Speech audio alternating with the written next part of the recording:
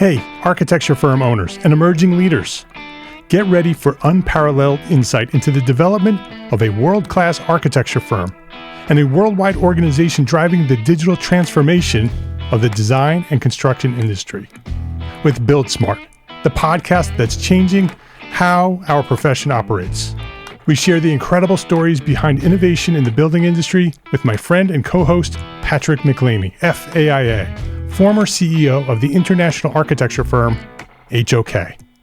You know, Yamasaki's office or firm lasted during his lifetime.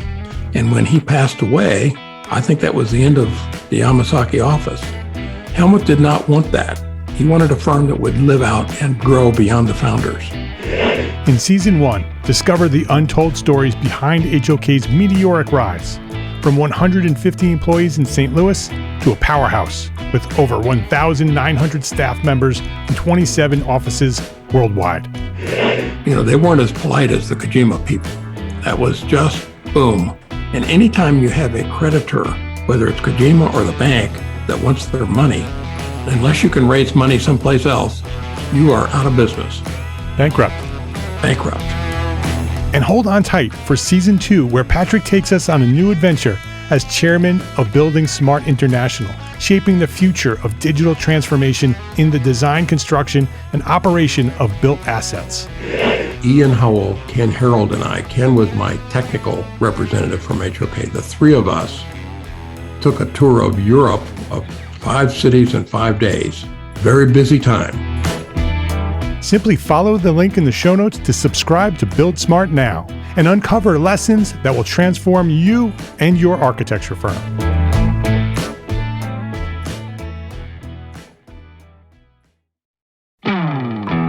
Hey, architecture firm owners and emerging leaders. Get ready for unparalleled insight into the development of a world-class architecture firm and a worldwide organization driving the digital transformation of the design and construction industry. With Build Smart, the podcast that's changing how our profession operates. We share the incredible stories behind innovation in the building industry with my friend and co-host, Patrick McLamey, FAIA, former CEO of the international architecture firm, HOK. You know, Yamasaki's office or firm lasted during his lifetime. And when he passed away, I think that was the end of the Yamasaki office. Helmut did not want that. He wanted a firm that would live out and grow beyond the founders. In Season 1, discover the untold stories behind HOK's meteoric rise, from 150 employees in St. Louis to a powerhouse with over 1,900 staff members and 27 offices worldwide. You know, they weren't as polite as the Kojima people. That was just boom. And anytime you have a creditor, whether it's Kojima or the bank, that wants their money, unless you can raise money someplace else, you are out of business. Bankrupt. And hold on tight for Season 2, where Patrick takes us on a new adventure as chairman of Building Smart International, shaping the future of digital transformation in the design, construction, and operation of built assets. Ian Howell, Ken Harold, and I, Ken was my technical representative from HOK. The three of us took a tour of Europe of 5 cities in 5 days. Very busy time. Simply follow the link in the show notes to subscribe to Build Smart now and uncover lessons that will transform you and your architecture firm.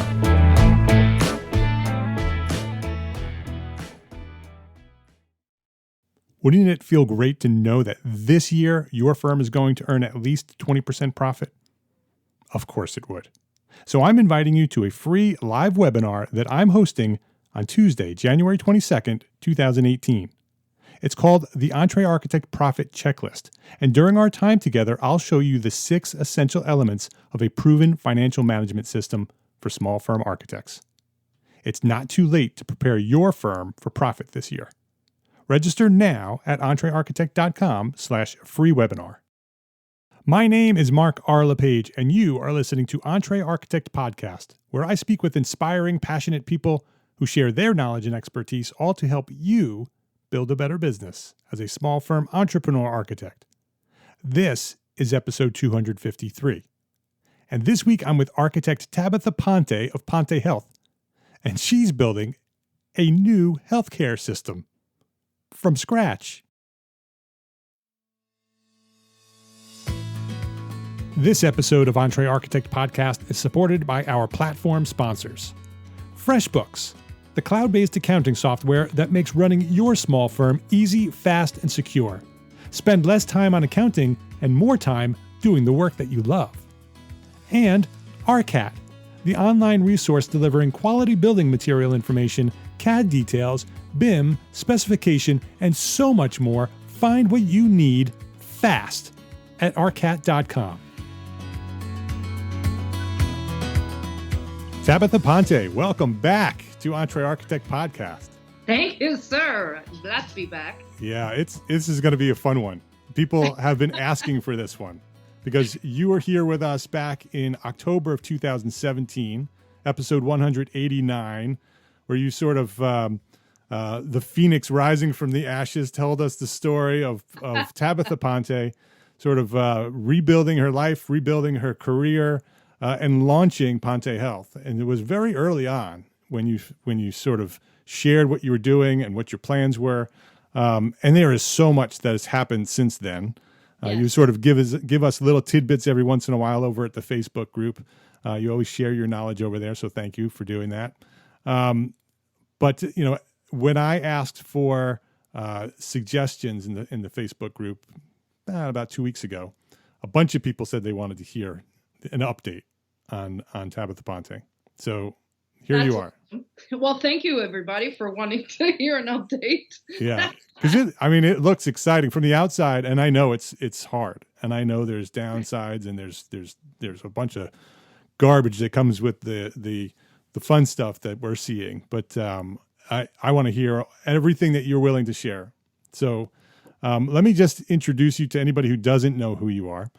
Tabitha Ponte is the CEO and lead architect at Ponte Health. It's a Florida-based architecture and construction services firm exclusively serving the healthcare market. It's all she does. She built it that way, and she's growing this market. Ponte Health specializes in single source delivery and resource management. She's basically building an architecture from scratch, an architecture firm from scratch, while she's building the cities of the future. That's basically what she's doing, And so you can go back to episode 189, EntreArchitect.com/episode 189 to sort of hear her early years and where she came from and what inspired her to become an architect, that origin story, all the way through to the beginning of Ponte Health. But today I want to hear the rest of the story. I want you to sort of give us a brief reminder of how Ponte Health came about, where you were and why you sort of launched it, and then what have you been doing for the past couple of years to what you're doing today. So why don't we sort of jump back to the beginning and hear a little bit about that. Okay, so Ponte Health really started because of my own personal experiences in our current healthcare system. So I had a couple of events that were pretty radical, life-changing events, sort of nearly dying. And the second was a little bit of a last straw. So I had a stroke at 35. That has a lot to do with my founding of this company, because through that particular event, where I spent about 5 days in a neurological wing in a hospital, I found that it was very inappropriate in terms of the setting for a stroke recovery. So everything from the very little that I saw the doctors to the way the building was completely inanimate and unhelpful, to my anxieties and stresses as the patient, just everything was wrong. And you could call it, I don't know if I would call it enlightenment, but I kept thinking to myself, if I survived, that I would make my work or my life's work actually change that experience that I had. So to focus on the patient experience through sort of the advancement of healthcare facilities, and alongside that advancement, the advancement of the care itself, or all the sort of intricate activity within those healthcare facilities. So I should point out that Ponte Health is not just about the infrastructure, but that is the means to the end. and that the end is a more complex or more integrated sort of advancement of the environment of the patient, and then everybody that is sort of a stakeholder in that process. So you're not just talking about designing hospitals or medical centers and then building them and then handing them off to somebody else. You're talking about redesigning the entire system from scratch.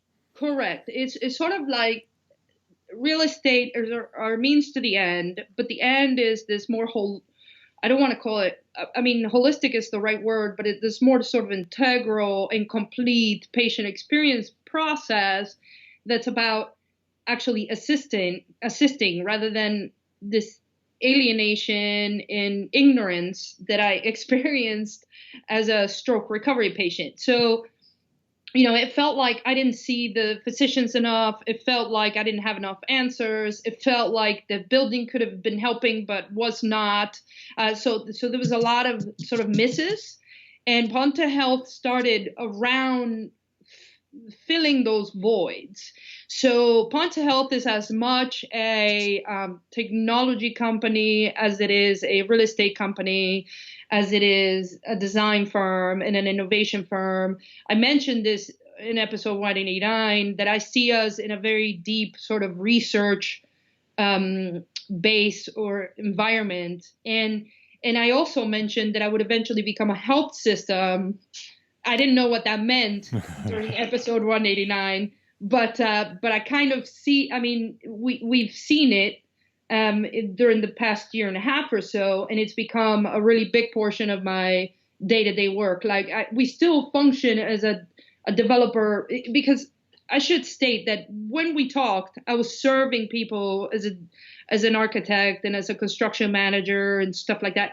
And we've let that pass a little bit. And now we serve people and we do have clients, but as extension developers. So it's a more complete sort of service where we take them from the hand even before the property acquisition, and we do for them all the way through to just giving them keys. Let's walk us through that. What is the current status, the current status of Ponte Health? What are you doing from beginning to end? Sort of walk us through a typical project that you're working on. So you can call us a developer. I mean, I want people to understand that I may be a licensed architect and I may have a DC license in Chicago and all these things and construction safety background and government background, but we are a healthcare developer. That is what we do.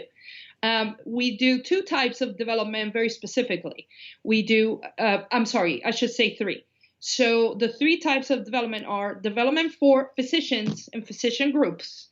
So a doctor can literally call me while they're still in practice and say, I need a building or I want a building. Yep. How do I do this? Would you help me do this?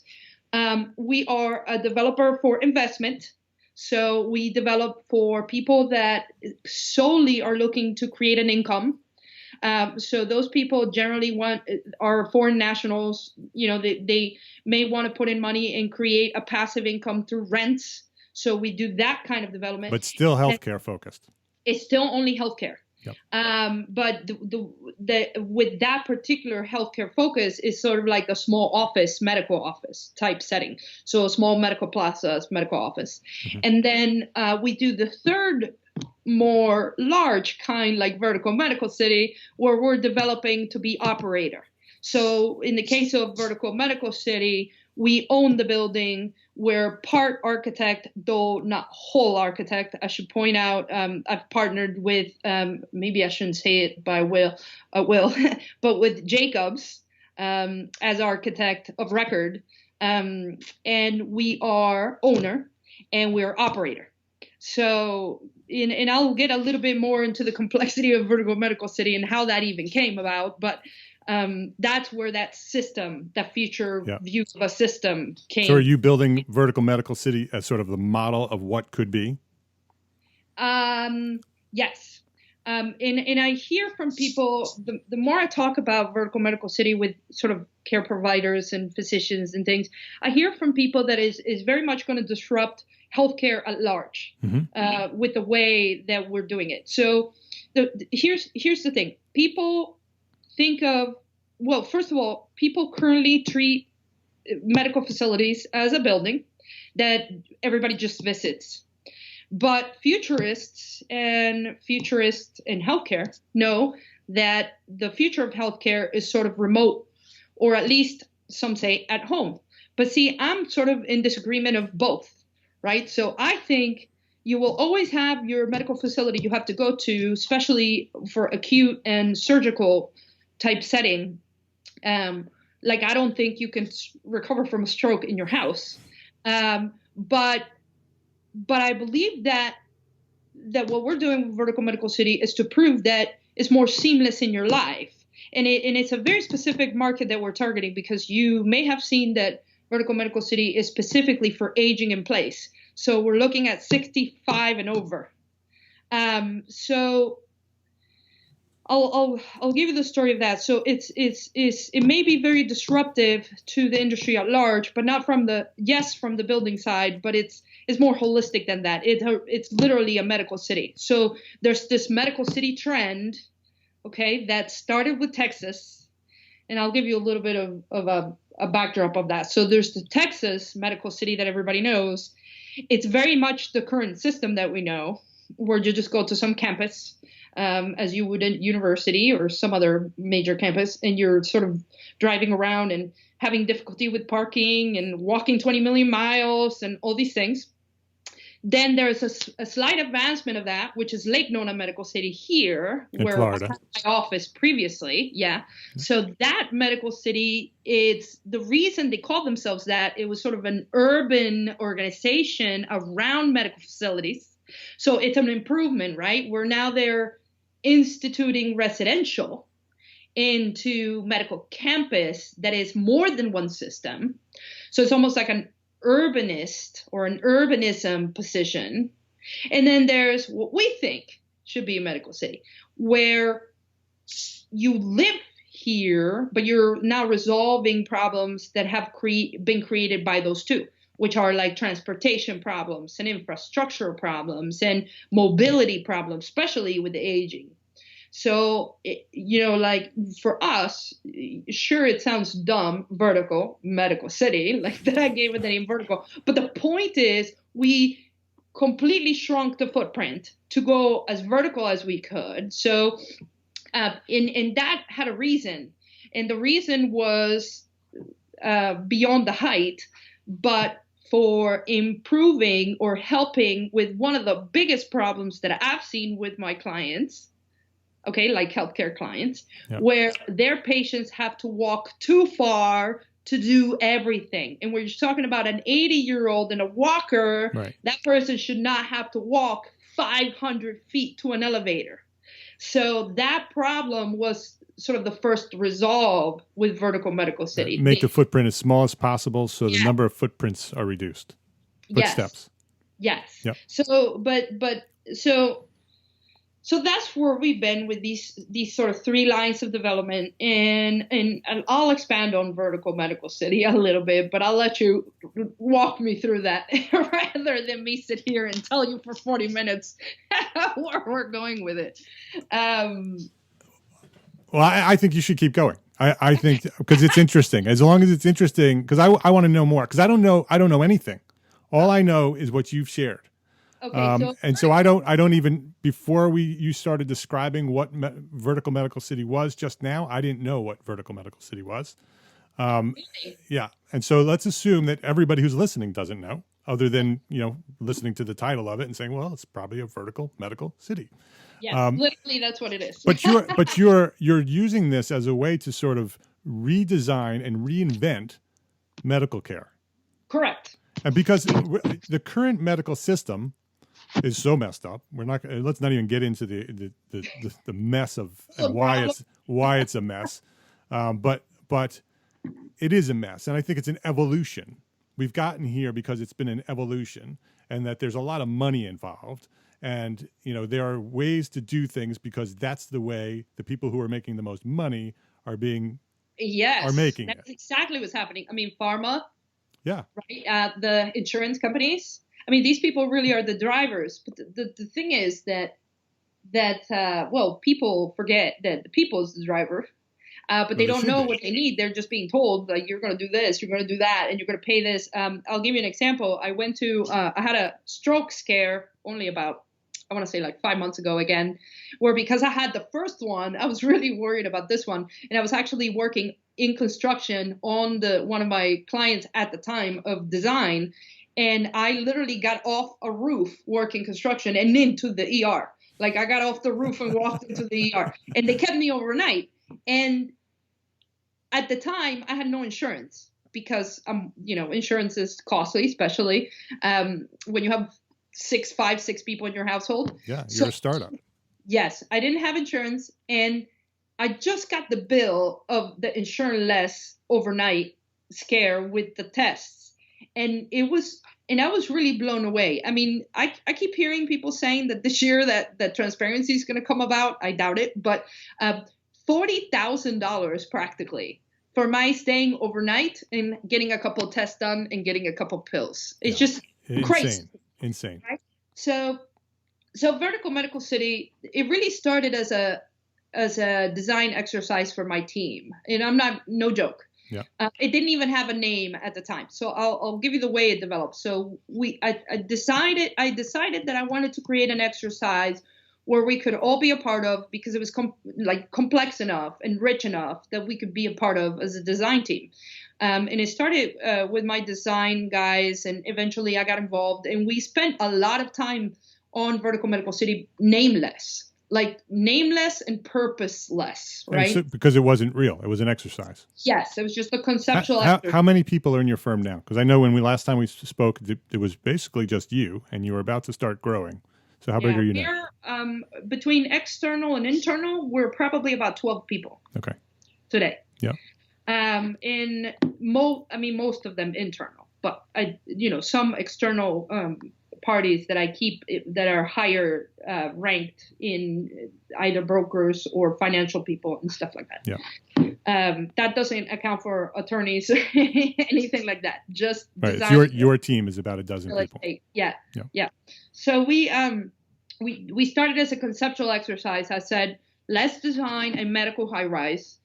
I already knew of the walking problem, of the sort of horizontal transverse problem that people have. So I already had that in my mind, and that is why we went small footprint, high rise. So the starting point of Vertical Medical City was actually Chicago, on a particular property in Chicago that was on the river, kind of downtown, but it was a property owned currently by the newspaper. And I said, let's design something overpassing the bridge on a split property, 3 towers, and let's go to 72 stories. That's sort of what I wanted, or what I envisioned. And we spent months. Months, that's in 3-4 months. But because there was such time spent in the conceptual design process of this thing, it came to be very good. At least in my eyes, it became very good. And right, because you were designing it as, if there were no barriers, if there was nothing standing in our way, what would this thing be? There was no budget. There was no client telling you that you have a deadline. It was like an architecture school project. Yes, just design. Yeah, and it really became good. Or at least I thought what I think is good, and. That's always very personal to people. It was a very nice blend of contemporary with old, very monumental type. And there's some renderings out and about floating. I have them on our wall in the lobby. And eventually I thought to myself, well, why can't we build this, right? But before I get there, I decide to unveil the design. And this is really because of the design exercise, because we're an architect-led firm. So I decide to do a sort of an unveiling with a group of people that came to see us in an event that we host every year in January, actually. And it's coming up in about 2.5 weeks for us for the second time. So at that point, I had already identified the name as Vertical Medical City without still having a specialty or a focus on it or anything like that. And I had registered the name because I knew I wanted to do something with that. And So I unveiled it as Vertical Medical City, and the reaction was pretty stunning, but particularly from one guy. So I wish I remember this guy's name, but he had a lot to do with what it is now. So this guy stands up, sort of, making waves, and just like, I have to say something, and he says, I'm a journalist. I wish I remembered his name. And he says, my father needs that, and he needs it now. And he has Alzheimer's. And I thought to myself, wow, somebody, beyond a design exercise, this person was adamant. And he was strong-willed. He was like, my father needs this today, right? Like yesterday.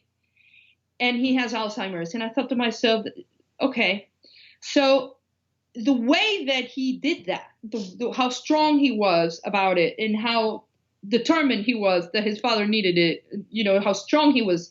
I spent about a week doing research after that onto memory care and the trends in the aging condition and so stuff like that. Before you revealed it, was it still sort of an exercise, and you were revealing it sort of to get some press and not really, maybe someday this will happen, but let's see what happens. Let's get out there and get our name out there. Yeah.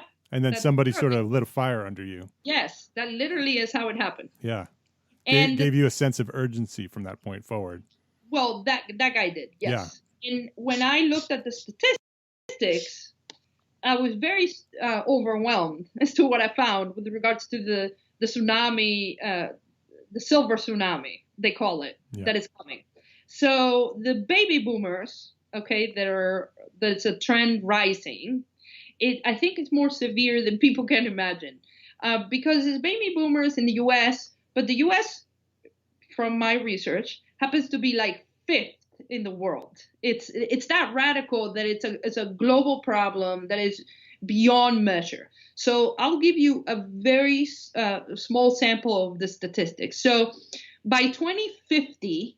Okay, so that's only 20 years, 30 years from now. Yeah. Over 21%, close to a quarter of the population, are going to be over the age of 65. Wow. So that is huge. And that is the world's population. Yeah. That is not the US. That is the whole planet. So the more I read these statistics and everything about Medicare and Medicaid, I got really deep into things like, for example, that women have more longevity to men by over 10 years. But Medicare and Medicaid were not designed to care for the longevity of those women. They were designed for critical illness and not for chronic illness. Right. Like there are some things that just stood out that I'm just like, I have to do something about this. So that's where, after about a week of research, just basic statistical research, we decided that Vertical Medical City was an aging in place condition. That we were going to have outpatients, that we were going to have residents, that it was going to be an ALF and memory care, that it was going to come with 500,000 square feet plus of outpatient medical services, that it was going to come with research and diagnostics on property, and you name it, it's coming. So it's in Florida. The first one's in Orlando. Okay.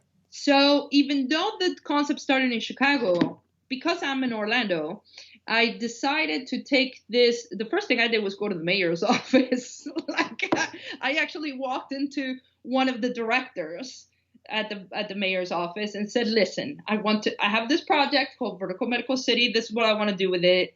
I want aging in place. I want to do an ALF. I want to bring it downtown. I want to get LEED Platinum. I want to do this." And he was just so ecstatic. Because for a downtown condition, that project is a $2 to $3 billion influx to the economy. Yeah. So to give you like the short version of the sizing of it, so Vertical Medical City Orlando is 2 million square feet of construction. So it is 3 towers, and so it's similar to where we started, but it's evolved in that we had to go through an FAA process. We were approved to become the tallest building downtown so far. So right now, for the last 30 years, SunTrust, a banking building, has been the tallest building at 441 feet, and we received approval to become 444. So it's for 30 years, nobody's sort of passed the threshold of the city, but we will. I did magic really when it comes to the land, because we had two different properties. The first, the owner of the property was very relentless in selling it overpriced, as in 3 times the market value. And I kept saying to him, I don't want to buy it. I want to lease it. I want to start with a lease. It doesn't mean I'm not going to buy it eventually, but I wanted to sort of release the economic burden from the front end so we can put that to construction. So I knew that I had to go to a secondary property. So we found a second property by just searching. All I did was search through records and through aerials. And when I found something that seemed adequate, I literally reached out to the owner and said, it's not listed, but I want to get it. And this is what I want to do with it. You're going to give it to me. And I spent 6 months back and forth with the owners until they had come to an agreement to the terms that I offered for the closing of the property. So a property that they also wanted to sell. But when I told them that my 100-year lease, if they were to keep it for 100 years, was 20 times their selling price, it doesn't really take a genius to then go for the lease. But again, I have a sort of first right of refusal on the purchase of the land. I want to maybe buy it, but I don't want to buy it in front of the construction is what I mean, yes. And that's going to be across every downtown that we visit. So Vertical Medical City is not solely Orlando, but Orlando's the first of multiple. So we're going to build as many as we can, as fast as we can for my lifetime, because the truth of the matter is facilities to take care of the aging are short, inadequate at the moment, and construction's not going fast enough for the statistics. So I said to my team, I wanted to be me and us, really, that lead that market space when you look 20 years from now. We have a pretty strong timeline, and in my timeline, if we keep it, we break ground by the summer. That's soon. Yes, that is soon. So I have a lot of questions for you. While you're sitting here talking about this, and this has all happened, how long has this happened from beginning to where we are now? From the concept start to where we are, it's been over a year. So about a year, or a year and so 2 months. less than 2 years. Less than 2 years. Yeah. Okay. So here I got a bunch of questions, and and it's not about how it's being built, or I want to know. There's the things I wrote down here are pushback. Are you getting any pushback from the people who are doing things the way they're doing them because they see the future is going to undo what they're doing? Because that's what's going to happen when you start doing this and it's successful. Yeah. And the whole system is being rebuilt. Are you experiencing any of that now? Okay. Yes, but no. And I'll clarify. So there is 2 major hospital systems. One was my client. Both, I think, are still relentless in thinking that we're not going to get this built. Like they don't just don't believe you. Yep. You just don't believe it. Yeah. One of them probably is slightly more bitter than the other. And the thing that they fail to realize is even if I change the health system as we know it, we're not a hospital. We're a residential facility.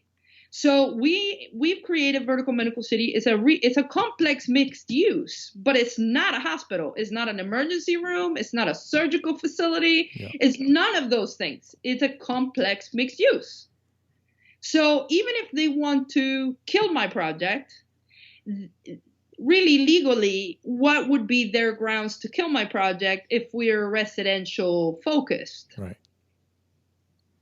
So that's the answer to that. Yeah. It's, yes, they don't love it, but we're not competition.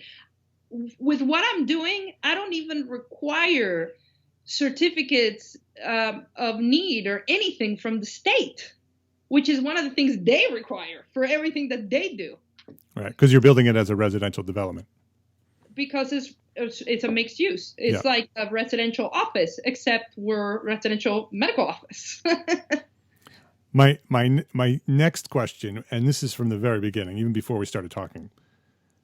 How does fear factor into all this? Because you are pushing the limits of the world. You are, and I know that you have experience with the healthcare, and that was motivation. And then you had that meeting, and there was a man who sort of talked about how urgent this is, and you were motivated by that.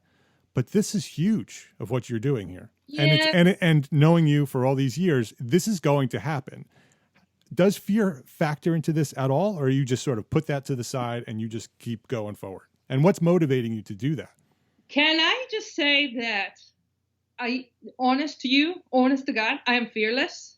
I've always been. I will always be. There's no fear in me about anything ever. I'll take that back.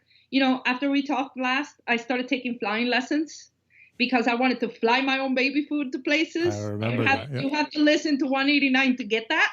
So I was flying, and only fear set in when I started seeing the small planes crashing around me a lot.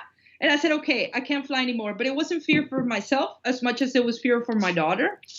But generally with the things that I do, there is no fear. I'm the person that, even if I have the slightest of doubts, I, like you said, set them to the side. And if something goes unlike what I expected to go, then I adjust. I'm the adjuster. I'm the adjuster after the fact. And you can listen to the major leaders of any company, or small companies, large companies, they will all tell you the same. If you're waiting for the time where you know it all, when you're ready, when you have it all, it is not coming. That's not coming. So I'm more of a, let's just do it and let's hope it works the way we expect it to go. And if it doesn't, then we'll adjust at the time. And that's how I operate about everything. Let's take a quick break to say thank you to our platform sponsors here at EntreArchitect. We could not be doing this EntreArchitect podcast without them. They have been here supporting us week after week after week, and I want you to go support them because they support you, and vice versa, and all that good stuff. So go check them out. It's Freshbooks and ARCAT. Do you remember when you started your small firm? It wasn't easy, right? It was no small feat. It took lots of late nights, early mornings, and the occasional all-nighter, maybe. Bottom line, you've been insanely busy ever since launching. So why not make things a little bit easier? Well, our friends at Freshbooks have the solution. Freshbooks invoicing and accounting software is designed specifically for small business owners like us, small firm owners. It's simple, it's intuitive, and it keeps you way more organized than a dusty shoebox filled with crumpled receipts. You know how it is, right? You know what you're doing.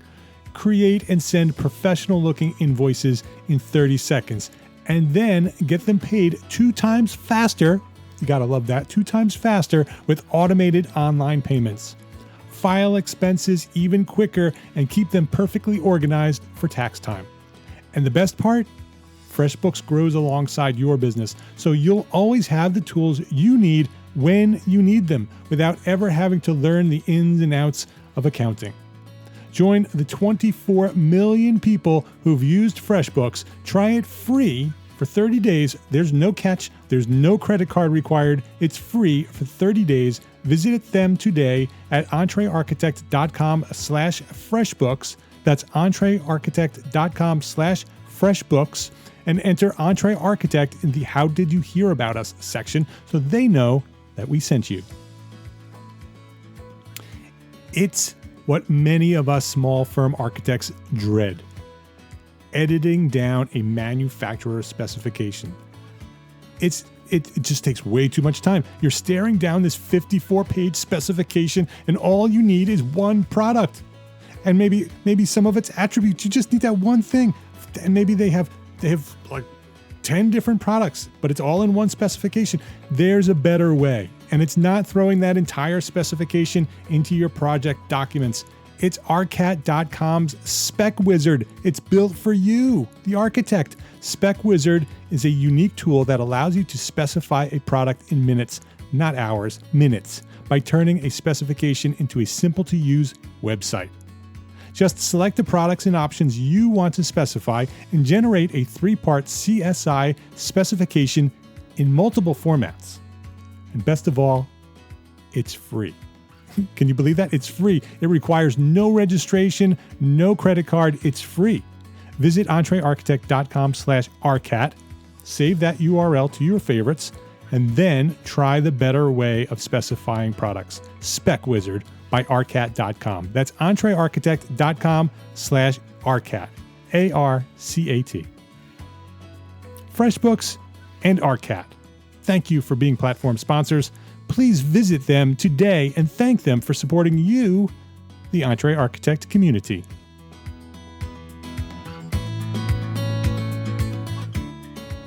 Have you always been that way? Do you know where that fearlessness comes from? Is it upbringing? Is it some sort of spirituality, or where does it come from?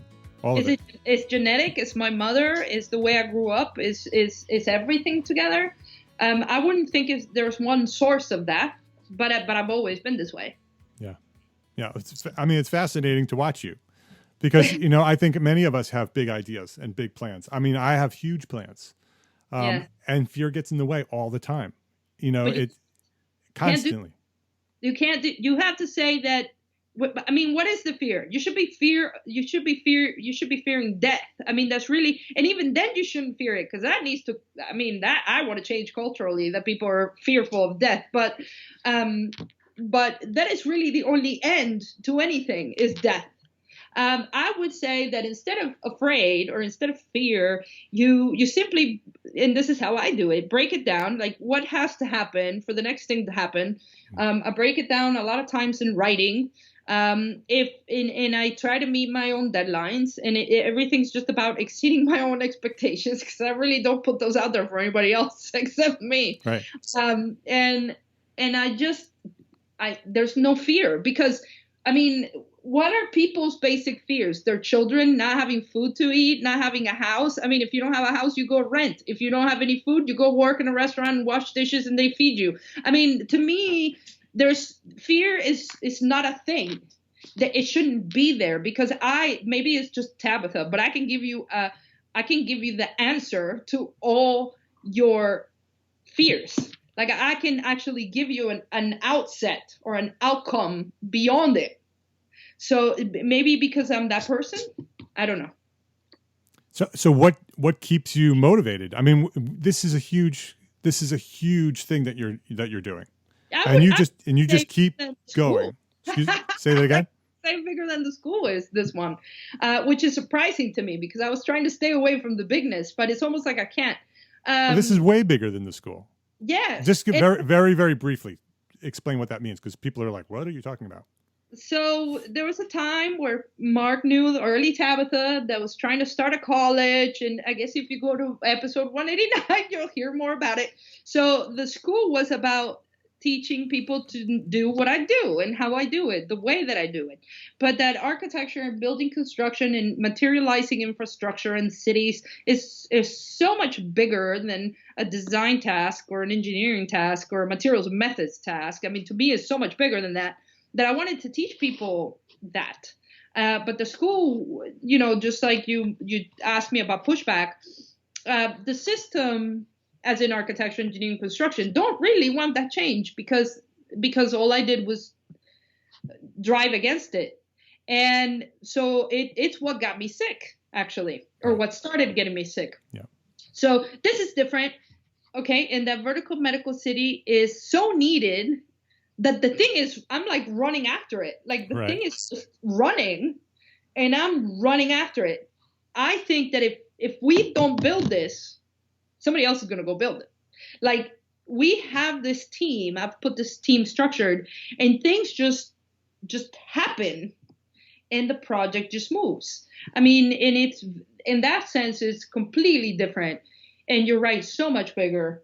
It's so much broader. I do have, I mean, if you were inside my office now, you'd see that I have a world map with all the places that we're going, because Orlando is number one. Right. And we do intend to build in Chicago still. I had a closing deal for a property in the Loop in Chicago for this, but I've opted to go bigger.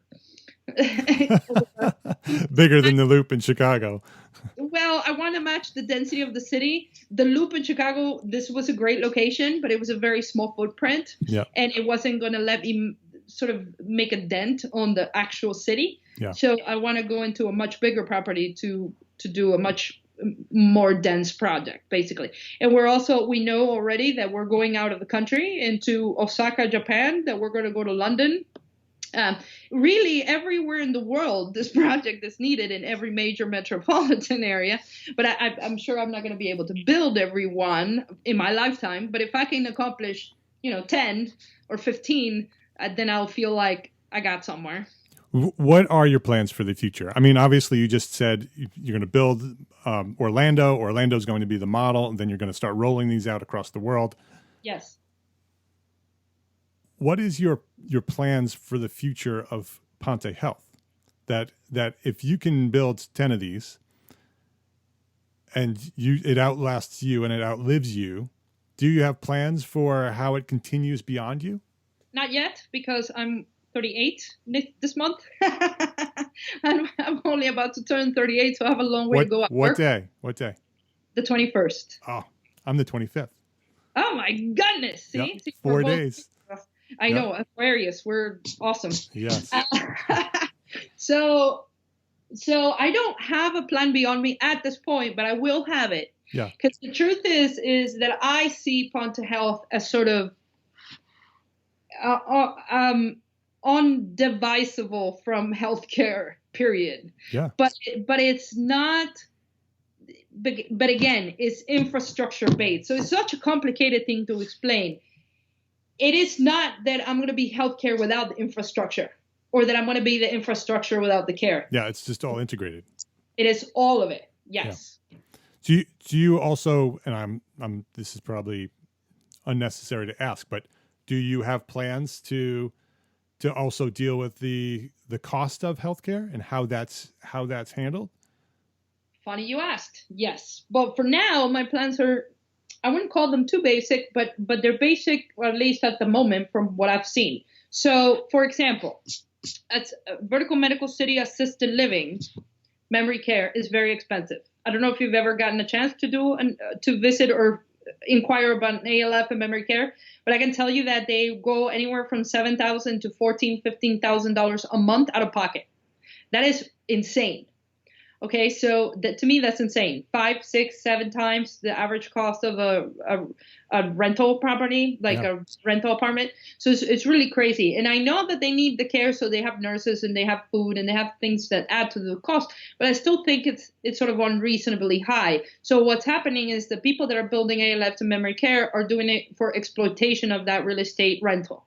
So part of us going density or high rise and it fitting that model, that concept model that we had, is that because we're dense, we can start to lower those costs significantly. So what we have projected now is, even though we're opening into the future, we still have a cost rental that is like 30% of the market. 30-40%. And that's because of the high density. Mm-hmm. That's because of the high rise construction. That's because we have rentals on the property. They're not residential, and other things. So how do we control costs even further is things that I've thought about. So even though we'll be at 30-40% of the market, I still want to not only inject that with lots of programming and health services, period. So like, for example, our vertical medical city residents in light assisted living will get an annual full workup on us as part of their rents. But one of the things that I want to do is set up the building on blockchain technologies and data, like sort of high-speed data stuff, and that I'm further offsetting people's costs based on them sharing their own data, which in turn now, even though I'm manipulating, say, through the infrastructure that they actually own, therefore it's offsetting their costs. So I have this economic model in my head. Mm-hmm. It's mostly in my head at this point in time, but that we're going to carry out in these buildings. So I think inherently, the goal anyway is to create by volume this new type of resident that is going to demand things the way that we're setting them up.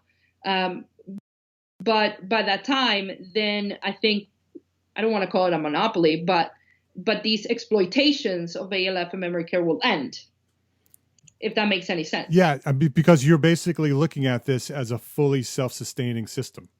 Yes. Right? That when somebody moves in here, the exterior healthcare system doesn't exist anymore, because everything they have and everything they need and the way it's paid for and the way they live is all integrated into this entire system from beginning to end. For the most part, that is true, minus the surgical component. Mm-hmm. So I have to partner with a surgical facility, or they can take that as an independent type facility. But if they were to need any sort of surgery that is major surgery, then they would have to step away from. But that could be the case only for the first location, for all I know. Right, that's what I was going to ask. It just makes sense that you just create another piece to the system that does that on an external basis, but you own it and it becomes part of this overall system. That could be the case. I mean, we like I mentioned, are the developer, part designer, but we're the operator. So I have created already some structures where we operate some medical portions, and Ponte Health owns them. For example, we have a partnership with an emergency physician where we part own the urgent care that will be on property. But the urgent care is not an emergency room. It's more your walk-in urgent care clinics that cannot do major surgery, but they can do small diagnostics and small testing and then refer you to surgery should you really need it. So we have one of those, but anything that needs a certificate of need from the state, we're currently, at least at this point in time, staying away from. Strategically. Yes. Yeah. Yeah. This is so interesting. And we could talk for another 2 hours because you and I are, I want to know everything you're doing, and I'm so inspired by what you're doing. I'm motivated by what you're doing. Thank you. We could keep going for hours, but I want, and I will bring you back as you move along and as things develop. I want to definitely follow your story and bring it back to the EntreArchitect community. But I wanted to ask you before we wrap up, what is one thing that a small firm architect can do today to build a better business for tomorrow? I think I mentioned it. I'm a firm believer on writing down tasks. So I think if you can create a list of tasks every day, and you'll learn to gauge what is appropriate in the day-to-day versus weekly versus monthly, but you have to check them off. If you can do that, I think it makes for great progress. But don't do it one time. It's not like a New Year's resolution. It's like a constant task creation. And by task, I don't mean like CDs in a certain phase or percent complete. I mean literal task of building the life in the firm that you want. Like, what is it that you want? And sometimes what you want changes over time. I mean, look at me. I college construction development, a health system. I mean, I would have never known that if I wasn't the person that was perpetually seeking the best of my life. Very, very good. And so just take one step at a time, decide what you want your life to be, break it down into smaller pieces, and then go after them one at a time, and just accomplish one at a time. And you'll find that you end up where you want to be. Yes. And listen to the world. Like, don't just do that and omit. Call them signs, God, whatever you want to call it, inspiration. The world talks to you. So if you listen, okay, your tasks will align with that best life and that best firm. And when you do those two things, you're in what people call an alignment, an enlightenment. And that is how you get there. I agree. And really. That's how I ended up where I am now with EntreArchitect. That's how EntreArchitect has grown. It's just me following the path. I just keep going to the next step. I see something over there and I have a big idea and a big plan, but I just keep following the path that I think I should be on, and I keep ending up where I am. Wherever I turn around, there I am. Yes, and it's not overnight either. Right. Which I have to constantly remind people. You don't wake up one day and say, this is what I want, and then you have that a month from now. No, it's like persistent, relentless, long-term strategic commitment and learning and reading and writing and following tasks. Yeah. Long-term. Yeah. Long-term. It takes patience. And I hope a lot of our younger listeners are listening to that as well, because I find that a lot of the younger listeners that are in our community, and I was like this too, I wanted it right now. I'm working so hard, I should have this right now. And as I've gotten older, I realized that this is a lifetime journey. That what I'm building is going to far outweigh me, far outlast me, and my job is to just build it, so it can be taken beyond me. If I don't build it, then there's nothing there for someone else to take on and continue. Yes, because I want to do to the architecture world, the architecture profession, what you're doing to the healthcare profession. I want to completely change the way we're practicing architecture at the small firm level. And I have very big plans, probably, I would say maybe at the same level as your plans, that I haven't talked about, that I haven't revealed. When are you revealing them? There's a lot of fear involved in all of that. 2019, forget the fear. I know. But that's 2019. I'll talk about them. I will talk about them soon. I need to sort of solidify them and before I announce them. But it's exciting to have a purpose like that. You have a purpose. You know that purpose. You are pursuing that purpose every day. I feel the same way. I have a purpose. I've been put here to do what I'm doing, and I'm just continuing to move forward to make it happen. And so I love talking to you. It opens that up inside of me and gets me motivated and gets me excited. So thanks for spending about an hour with me here and sharing your story. We can't wait to hear the next step in this. So I wish you all the best. Thank you. And it's exciting to watch you. Thank you for sharing your knowledge here at EntreArchitect Podcast. Before we go, where is the best place for people to sort of follow what you're doing? Is there a website or social media? Where should people go to? Thank you for sharing today and for following your progress. Yes. So Ponte Health is basically Ponte Health, Ponte Health across everything. So pontehealth.com, and then in every social media, with the exception of Instagram, which I believe I had to put the PA at the end, Ponte Health PA, because Instagram stole my first account and they shut it down. I don't know why. And then if you want to follow the project specifically, so we have project specific social media and locations. So it's Vertical Medical City. There's a lot of content online and about the progress of it as a project and us as leading the project and owning the project. And then for Vertical Medical City Orlando specifically, there's VMC ORL. So I'm matching VMC to the basically airport code or so. So VMC ORL is on Twitter and Instagram, though not a lot, and on Facebook and stuff like that. So there's the Ponte Health, the parent company, and then project specific Vertical Medical City. And as you know, I love disaster babies, so I'm trying to work on that. And then that's it. I mean, people are welcome to visit the office. We're in Orlando, by appointment only, by the way. And then I do intend to open other locations, but have not been able to successfully do it. Chicago being the first, but we haven't made it there yet. And that's it. I wish I could have a podcast. I think about a podcast all the time with what I'm doing. With all the extra time you have? Well, not for that, but I think sometimes I'm wondering if people would listen to, say, the development of Vertical Medical City on YouTube or on a podcast. But I can't, I just can't. I have 5 full-time jobs just trying to develop that building. I think a YouTube channel to follow the progress of Vertical Medical City would be fascinating. I think that people would blow it up. And here's what I think. If there's anybody who's listening who wants to do that for Tabitha, where they just follow you around, they record what you're doing, they edit it, they publish it. You own it, Tabitha.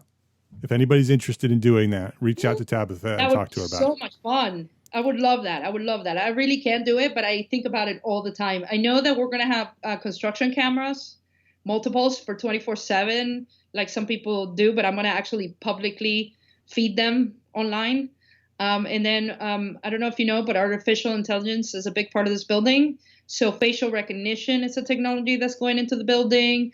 I mean, it really, when you think about buildings and movies, when they're really far advanced, that's what this project is. Yeah, I think the videos, a YouTube channel to follow that progress is not only important for the marketing of it, I think it's important for the documentation of it, because you're changing the world. You're changing the world of healthcare dramatically. And by having somebody follow that and document that process, and it doesn't have to be like documentation, sort of, a documentary. It's a YouTube channel. It's a vlog that follows you around and follows your progress, documenting what you're doing. Because someday people are going to want to know how you started this. And if you have a full video archive of how this happened and how you got to where you are when you have 50 of these across the world, it's going to be really valuable to the world. That would be so much fun. Yes, if somebody's listening that wants to do it. reach out to Tabitha at pontehealth.com. And I think, I think that'd be fascinating. I'd subscribe. I watch every day. Oh, thank you. All right, Tabitha. Thank you. Thanks for hanging out with us. Thanks for sharing and being so transparent. And like I said, it's always motivational and inspirational to listen to you. So thanks for hanging out with us. Thank you for having me. And everybody have a great year. Make it the best year.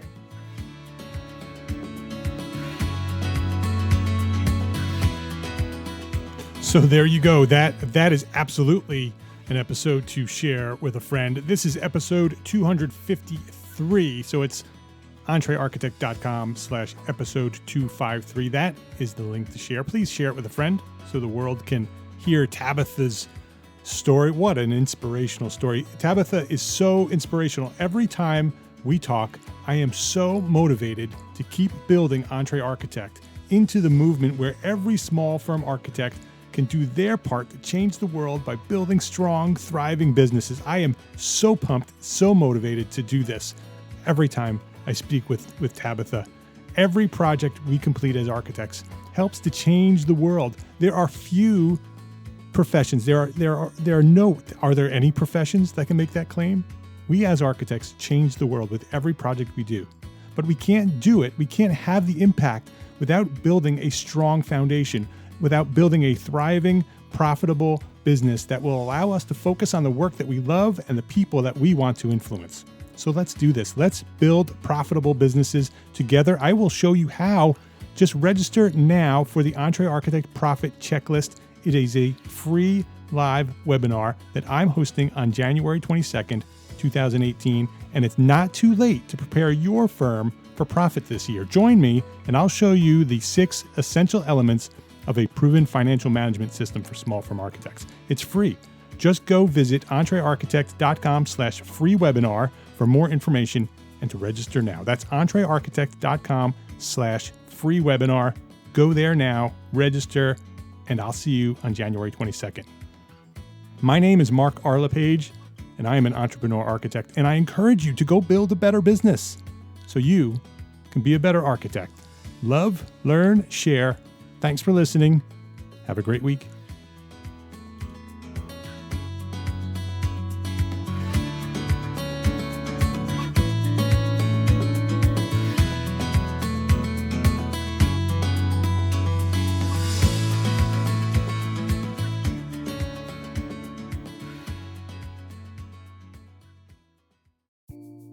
Imagine earning continuing education credits while doing exactly what you're doing right now. Well, you can. Gable Media has revolutionized the way you earn your continuing education credits with a groundbreaking approach. Forget running around town and scouring the internet for credit-worthy courses. Fulfill your CE requirements effortlessly by listening to engaging podcasts just like the one you're listening to now. Our podcasts are designed to educate, entertain, and inspire, all in a user-friendly environment. But wait, there's more. architects, Gable Media is also approved as an AIA continuing education services provider. Upon completion, we handle everything, from reporting your hours directly to the AIA to storing your certificates in your personal Gable Media profile for your self-reporting needs. So follow the link in the show notes and start earning your credits in the most innovative and entertaining way possible with Gable Media. Attention architects and creative minds, get ready to supercharge your brand with Build Your Brand, the podcast that's unlocking the secrets of branding success for creatives. Hey there, it's Mark Arlepage, founder of EntreArchitect, and I'm inviting you to join my friend, architect marketing expert Jeff Eccles at Build Your Brand podcast, where he explores the captivating stories of the world's top brands and transforms their lessons into powerful moves for small firm architects and creatives like you. In Season 1, Jeff shares the thrilling tale of Southwest Airlines, where he dissects their journey to the summit and distills it into strategies tailor-made for you. It's important to keep in mind that companies like Southwest compete in the real world, just like you, and face real-world challenges, just like you. You might be surprised at how similar those challenges are to the struggles that you grapple with on a day-to-day basis. Don't miss out on your blueprint for success. Subscribe, tune in, and let's build your brand together. You may have noticed that the very best brands in the world are also known for having somewhat unique corporate cultures. That's often the glue that holds everything together when they encounter those rough spots. We don't do it because it inconveniences the passengers to whom we are primarily dedicated, the short haul, frequent flyer. Follow the link in the show notes to subscribe to Build Your Brand today. Remember, no matter the size, the journey's the same. Your brand's journey to the top starts here.